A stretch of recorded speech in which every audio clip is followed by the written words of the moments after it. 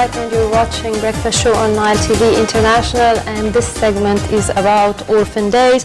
Orphan Day, actually it was designed to be on the first Friday of the month of April, and the first initiative was an Egyptian one which started in 2003 when one of the members of one of the charity foundations suggested to his foundation to make an Orphans Day for all the various associations, and then from there it kicked off, and in 2006 the Arab Ministers of Social Solidarity and Social Affairs, they decided to create an Arab Orphans Day as well, and from that onwards it became celebrated all over the Arab world as well.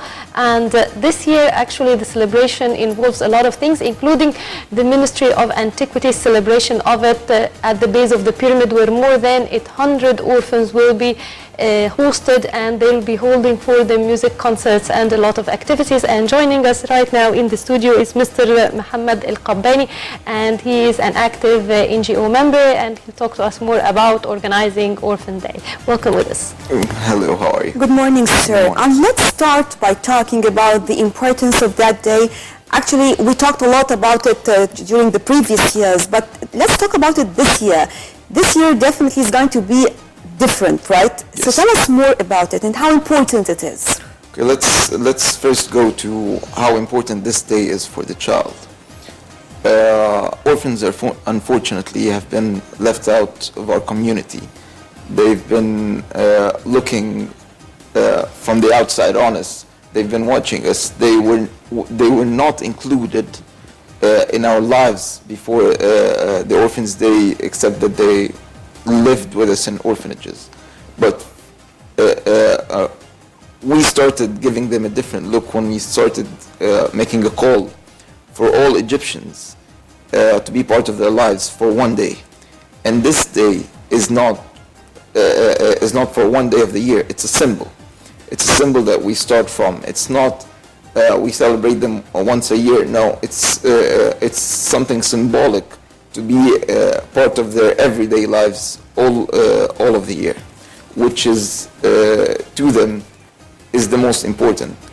If you visit any orphanage, you will not find the kids asking for toys or asking for gifts or asking for anything. You will find them telling you stories. You will find them running to you, just like that, taking your hands and telling you how their day at the school was, because that's what they're missing. Someone to be part of their lives, someone to tell their stories to, someone that makes them feel secure, that they're important enough, that someone makes time to listen to them. And that's the most important thing about Orphans Day, is being part of their lives, not just giving things to them. Well, what about the activities that will be organized this year by your NGO? This year we're hosting in Green Park 10,000 kids that will join us, and every year we try to take as many as possible. This year we're having 10,000 kids in Green Park. We're having a wedding for 120 orphan brides, which is something marvelous to see. And you can see their joint happiness together as they celebrate such an important day. Also, we're all over Egypt. There are around 30,000 kids that will be celebrating Orphans Day with us this year throughout different activities and different governorates. And there will also be 500, another 500 orphan girls that will be having their wedding on this day as well. Let me talk about it from another perspective. Well, we always talk about how important that day is for the orphans in general and for our kids, and definitely I agree with you. But I want people to understand that this is important as well for the other side. I want to teach our children that this is important for them, to just to be part of such an event, not only one day a year, but all throughout the year. Is it important for people in general? It's most important. And in which respect? Well, the idea is to not just bring our children, our kids. It's for all of us. all of the companies out there, corporates, government. For a better, healthy society. For a better, healthy society, to feel complete, to feel that we all help each other and need each other. So this is also, this day is a call for action for everyone, for every company, for every person, for every anyone that could do something to join the orphans on that day. It's a call for action for them to do it. It's not something that we can skip lightly or see lightly. It's the most important day of their lives. They wait for it every year because it's the day that they get this attention, and giving it to them makes us better as a whole. It heals the society somehow. Well, what about the laws that concerning sponsoring orphans? Because usually what happens is the orphans, you can of course sponsor them at home, but sometimes it is said that to adopt them it's quite difficult, not easy in Egypt. So what about the laws in Egypt? How is it? Well, to be honest, the Ministry of Solidarity is very understanding in that respect and makes things easier, but only to the point that it makes sure that the child is safe, which is the most important. So they have several checks that they do, background checks on people that want to sponsor the children, and they take their time doing it. And the child can't leave unless 6 months pass from their born date, to make sure that the child at least has gotten enough care at the orphanage under direct supervision of the ministry. And then they, after everything checks out, they can sponsor the child and take them. But to be honest, the laws are in a good place right now. They've changed over the years, but right now they're in a good place. And sponsoring a child is their best chance to have a normal life. So this is something that we should talk about, because being part of a family is something else completely than living in an orphanage, and it's their best chance. So it's a call for all the mothers that can afford to take children in to do it, because no matter what we do in an orphanage, it's only a simulation of what a real family will be like. It will never come close to the real thing, and that's something that the children really need. How can we work on promoting awareness here in Egypt? I know definitely you have a lot of people actually. When it comes to charity, they are doing their best, even though they are not that wealthy. But talking about how to promote this culture in Egyptians in general, talking again, I know you always say we have to talk about all of us, but again, I'm talking about our children, because these are going to be the leaders of the future. It's easily to work on them, teaching them how to share, to be part of this community, to feel others and to appreciate what they have, because this is another important part. Instead of always complaining and blaming the current situations around them, they will accept what is going on.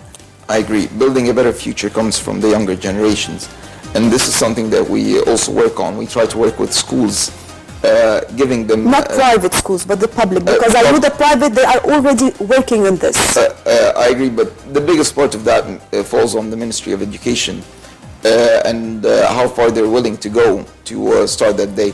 And in all honesty, when the day started, they have done a marvelous job at it, and it was part of the things that made Orphans Day succeed, is that the Minister of Education at that time decided that all schools across Egypt will be celebrating Orphans Day, which you can imagine how big of an impact that had on spreading awareness, because children talk to their parents, and you have around 14 million students in schools. So just like that was a huge hit. Over the years, we've had some good years, some worse years, about how much awareness or spotlight the day got. And this is something that I'd also want to thank you, because what you're doing right now is helping thousands of children get what they need across Egypt. So it's a mix of both between what the government can do and what the media can cover. Well, I'd like to ask you, how can we eliminate stereotyping of orphans? Because usually people might, yes, they might be charitable towards them, but for instance, if you're going to get married, then the family would say, oh, not to an orphan, we don't know their family, we don't know their background. How can we eliminate such a culture of stereotyping? Well, stereotyping is unfortunately part of every culture, so it's something very hard to root out, but it all starts at a very young age when we start letting our children play with orphans, be part of their lives. Unfortunately, we have a misguided vision where some mothers think that orphans, because they're raised as an orphan, don't know how to act, or they're not polite enough, or which is totally misguided, because we have a number of great orphanages that work really hard on the behavior of their children. So instilling the idea of the child in the child itself that the orphan is not good enough to be part of their lives or to play with them, that in itself is the root of all the stereotyping out there. And it's something that we need to work on to change the idea as a whole for all the future generations.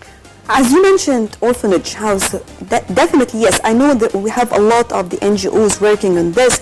And let me from here ask about their share in education, their share in the community they're living in, the society. Tell us more about this. They have the chance to go to schools. They have mothers, I believe, for every 4. Tell us more details about the life inside. Well, first of all, before we go into that, we usually, for some reason, forget the real heroes for an orphan, and that's the surrogate mother for them. And we really need to thank them, from all of us, from every citizen in Egypt. These women work really hard, and any mother would know how hard it is to take care of a baby that cries 24/7, that wakes every 2 hours, that needs constant attention. And every mother has been tired enough to almost give up, but they don't, because it's their child. These women are doing that for someone that they have no blood connectivity with at all. They're doing it purely out of love, to take that amount of effort and give it to a child, and that amount of attention that the child needs, and give it that way selflessly like that. It's something very important that we need to realize, and we need to thank them for. What about the psychological effects of the word orphan on the children? Because usually children it's a sort of an offensive word. Okay, well, there are different ways to call an orphan, but calling, for him to know that he's an orphan, of course it's really hard. It comes to them as quite a shock when they come to realize it. And being called an orphan at school, or being called an orphan in the community, or being called an orphan on the street, it makes them feel like they're not part of us. They're different. That it's almost racist in that respect to call an orphan. He's just a kid. A kid is just a kid. You can't put them in a different league because he's been born without parents. It's not his fault. He didn't do anything. He's just a kid like any other. So it has a lot of effects. We call it the Orphans' Day as well. But like I said, the Orphans' Day is something to create awareness about something that we already have in our society. But making it an Orphans' Day and calling an orphan every time you see him, there is an orphan, or he's an orphan, he doesn't know what he's doing, or that.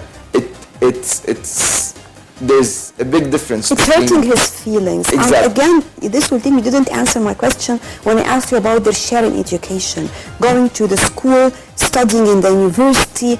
How do you? They go to schools. They go to public schools, depending on the orphanage. And how do you deal with the surrounding environment in the school? For example, just as you mentioned, definitely they face certain challenges as well. Of of course they face lots of challenges. They face challenges. They already feel weak. Every child feels that he has his parent at his back. He feels that if someone bothers him, he's gonna tell his mommy or daddy about him. He feels that if the teacher is not treating him I think like the he teacher should, here has his own role as well. of course. So it's a very tricky environment, and a very hard part of the orphan's life is just creating friends inside the school. So it's a call for all the parents as well. The way you talk about orphans and the way you react to your friends being your children being friends with orphans makes a huge difference in how they're going to perceive them for the rest of their lives. But orphans go to school and they go to universities as well. Some of them even go to schools depending on how much the orphanage has money or how much donations it gets. They even get private lessons when they need to. So they get a complete package depending on the orphanage that they're in. Not all the orphans are of unknown parents. Some of them, the parents, due to poverty, they give up their children. Now, how can we resolve such a problem? The problem of, would it be through social planning that the families sometimes have unwanted children that they give up? Well, that's a percentage of it, but there are many reasons for the orphans out there. The social planning is a very important role for all the families out there. But the idea of giving up a child either way is horrifying. It's not something that we can accept and call it a problem of social planning. No, this is just plain cruel. It's something unforgiving. We found a child 2 weeks ago exactly under the wheel of a car. You can imagine someone who was about to drive his car, about to go forward, heard a cry, a very weird cry. He thought it was a cat. He stopped down to look to find a child. This is inhumane, and it's not acceptable, and it's not something that it's a problem of social planning. No, this was just horrible human behavior. So we have to call it what it is, to be honest. Working with these children, not only when it comes to education, but the different aspects of life. Definitely, yes, we have many NGOs, but again, not all of these NGOs receive a good funding actually to work on these children or to be able to provide them with better life. So how can we make this balance? Do we have certain entities just monitoring this? And what are we doing with these kids actually in different aspects of life? Okay, well, the good thing about Egypt is that there's a lot of good in Egypt. A lot of people. For example, in the last 5 years, we had a number of NGOs that came up that only train mothers or surrogate mothers how to be mothers. That's their only job. So that it tackles a huge part of the orphan's life. About donations and... How many child for each mother? Do you have a... Yeah, it depends on the orphans. Sometimes they have 4. In our NGO, we have 1 for each baby. And then when they become older, then she can supervise a little bit more. How old, for babies? Starting from 4 years and up. But for babies all the way to 4, they just have 1 surrogate And mother. she's staying indoors with him? Indoors with them, completely. And we put it as a must that she has a bachelor's degree so that the child grows in a well-educated environment. Now, to what age can a child stay in the orphanage? Well, they can stay all the way up to 21 by their call. Then they can choose to leave. but we try to find them jobs before they do. We try to secure their lives. We even try to send them to work abroad, because working abroad is their best chance, again, or their second best chance to have a normal life where no one will ask them where their family is or where they've come from or all that. They get to be a new individual. So we work really hard on finding them jobs abroad as well. Back to the event of this year and talking about what new do we have, actually talking about, do we have some celebrities, do we have a special ceremony, and also talking about our kids, or do we have something like, for example, definitely we have different means of entertainment at that day. Tell us more about it. This year we've worked really hard with the other NGOs to create, to try to get them to make the idea sustainable. It's not about having one big party every year, it's about creating sustainability for a very important day. So we're trying to have a split effort between NGOs so that they work their best to celebrate that day in their own way, bringing their own celebrities indoors. We're not having a big party like every year we do.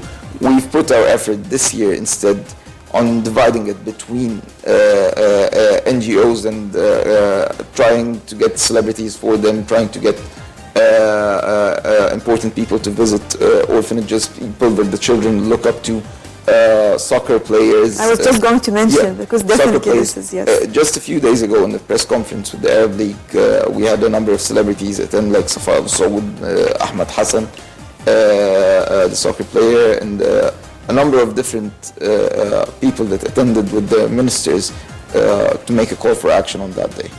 Well, for the orphanages itself now, other than that, like I know that sometimes you have saving funds for the children and you have other social and psychological activity. Would you tell us more about the program you have set for a child? Well, we have the most successful way is sponsoring a child. When you get a family or a person that pays for everything for the child needs, someone in the community who has the ability or the money to sponsor a child, this is the most successful way, because they pay for education, their clothes, their food, everything that they need. Another way is that we try to put money in the bank for them that gives them an amount each month, like a holding, that gives them an amount each month, so that they pay for their food, their clothing, and everything. And then by the end, when they graduate and they're ready to work, they can take the whole sum of the money and start a small project with it to get their life going. So finally, what are the challenges so far you are facing, or any NGO facing? The challenges we are facing is again a more emotional challenge than a physical one. Is getting people to be part of their lives, not for one day, but for every day. Getting them to visit orphanage or make it a routine in their lives to take orphanages, to take kids out, to take them to their homes, to have them just sitting on a table with the family at your house is something that's very important for a child to feel that he belongs somewhere. So it's a more emotional challenge than a physical one. Well, Mr. Mohamed Al-Kabany, thank you very much for this interview. Thank you. It was a pleasure. Thank you. Well, that was Mr. Mohamed Al-Kabany, and now we will be having this report with Dina Yunus, and it's about the ancient Egyptian Ennead.